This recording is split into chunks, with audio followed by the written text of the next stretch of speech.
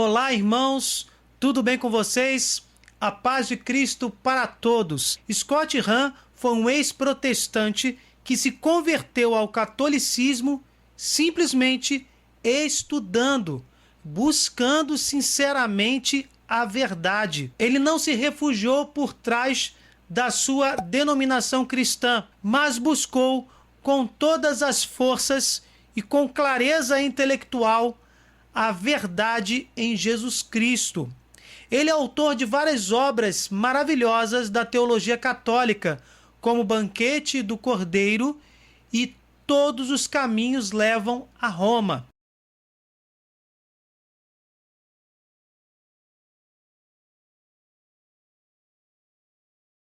No livro Salve Santa Rainha, Scott Hahn nos explica sobre a figura da Rainha Mãe, que é um indicativo da importância do papel da Virgem Santíssima no projeto de Deus para a salvação dos homens.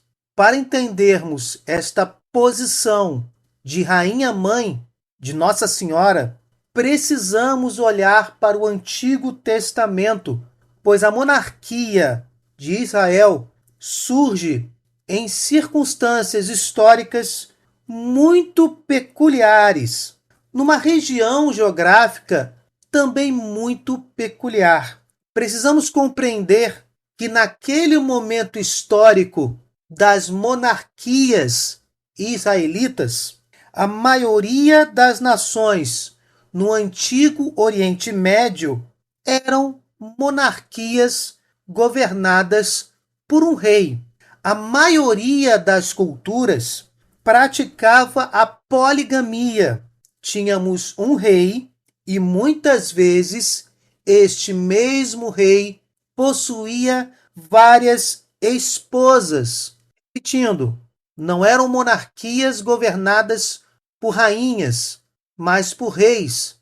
E imperava a poligamia. As monarquias tinham um único rei com várias esposas. E aí tínhamos um problema. Qual esposa o povo daquela nação deveria honrar como rainha? E o mais importante, qual filho de qual esposa sucederia o rei? Quem seria o príncipe? Na maioria das culturas do Oriente Médio, meus irmãos, esses problemas semelhantes foram resolvidos da seguinte forma: a mulher, que era mais constantemente homenageada, não era uma das esposas do rei, mas sim a mãe do rei. Havia um ponto aí bem prático. Era o poder persuasivo ou sedutor da mãe que ganhava o trono para o filho dela. Esta mulher gerava o filho para o seu esposo, o rei, que seria o príncipe, futuro rei. Como esposa do rei anterior, que é o pai do seu filho, e a mãe do atual rei, o seu próprio filho, a rainha-mãe traz em si mesma a continuidade da sucessão dinástica. Vejam a importância da rainha-mãe nestas culturas do antigo Oriente Médio. E esta figura de destaque da rainha-mãe já era algo muito bem estabelecido entre os povos pagãos, quando o povo de Israel, contaminado sim pelas monarquias pagãs, começava a clamar por um rei humano, vale dizer, porque Israel sempre teve um rei. Deus era o rei do seu povo. No entanto, meus irmãos, o povo implorou ao profeta Samuel que lhes desse um rei humano. É preciso que tenhamos um rei. Queremos ser como todas as outras nações. Desde então, Deus permitiu que o povo fizesse como queria. E aproveitando este desejo do povo de Israel, a glória de Deus, de forma providencial, teria na monarquia de Israel um prenúncio, uma figura tipo, um indicativo do futuro reinado do Filho de Deus. Em outras palavras, meus irmãos, como já falamos aqui em outros de nossos vídeos, Scott Hahn nos explica que o reino de Israel seria, por este plano providencial de Deus, escutando o povo que queria um rei humano, o reino de Israel seria uma figura tipo do reino definitivo de Deus. Lembre-se, o povo queria ser como todas as nações. Então, seguiu-se os modelos pagãos de monarquia, uma dinastia, um sistema de leis, uma corte real e, evidentemente, uma rainha-mãe. Vemos isso logo no início da dinastia do rei Davi. O primeiro sucessor de Davi, Salomão, reina com sua mãe, Betsabá, à sua mão direita.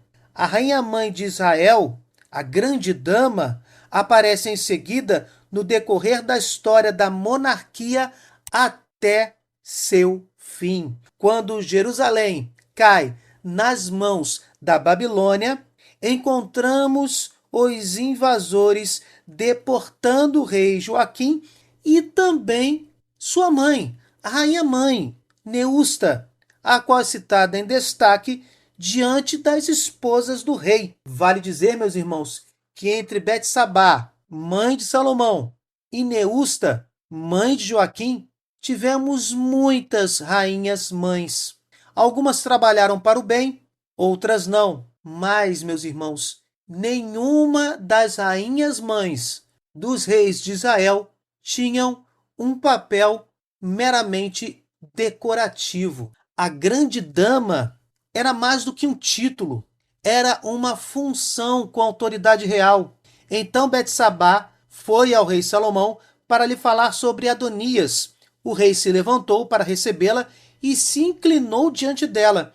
Depois se assentou no trono, mandou trazer um trono para sua mãe e Betsabá se sentou à sua direita. Em outras palavras, a rainha-mãe de Israel seguia o modelo de monarquias pagãs, como, por exemplo, temos no épico de Gilgamesh, onde a rainha-mãe, na Mesopotâmia, foi considerada uma intercessora ou até mesmo uma advogada do povo. Percebe-se nesta passagem que Salomão, o rei, se levanta de seu trono quando sua mãe entra no local. Isso dá um destaque todo especial sobre o assunto que a rainha-mãe queria tratar com seu filho, o rei.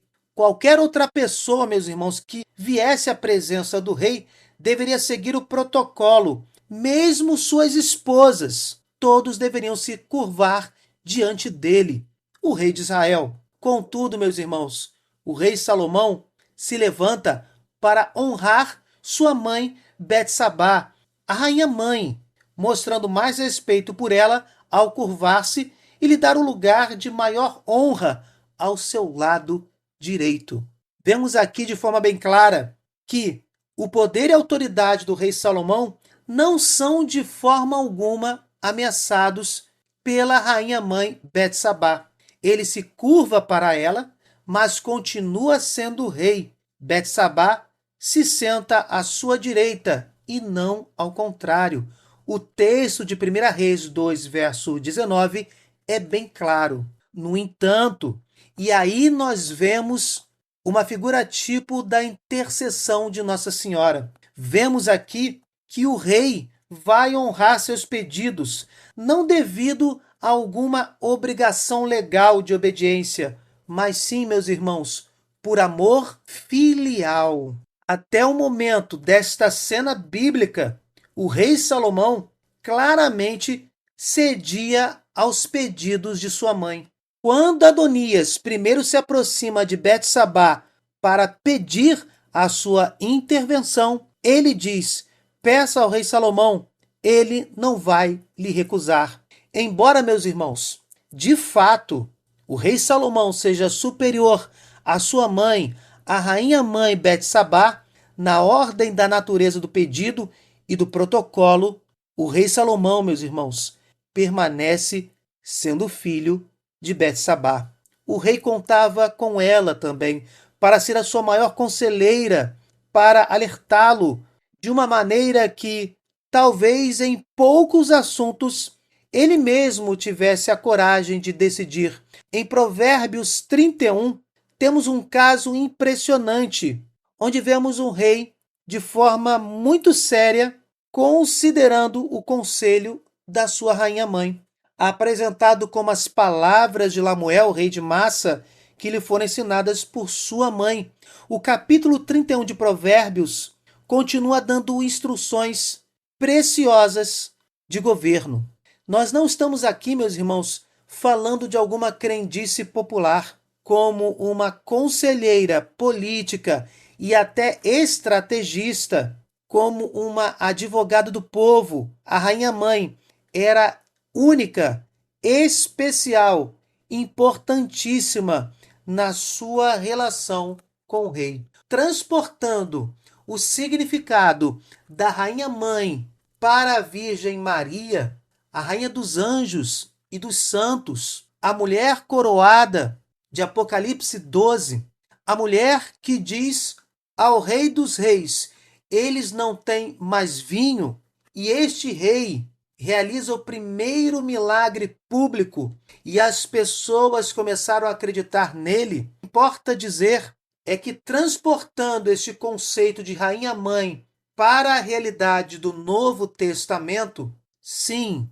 podemos, de forma tranquila, bem fundamentada e singular, compreendermos o papel da nova rainha-mãe, aquela que, no plano de salvação dos homens, intercede sem cessar diante do Rei da nossa salvação. Santa Maria, Mãe de Deus, rogai por nós, pecadores, agora e na hora de nossa morte. E aí, meus irmãos, o que vocês acharam do vídeo de hoje? Deixem nos comentários a opinião de vocês, nem que seja pelo menos um amém, para aumentar a relevância do nosso canal e contribuir com isso para a evangelização das almas. Se vocês gostaram, deixem o seu like, compartilhem, cliquem no sininho, se inscrevam no canal. Fiquem com Deus, desculpem qualquer coisa e até o próximo vídeo.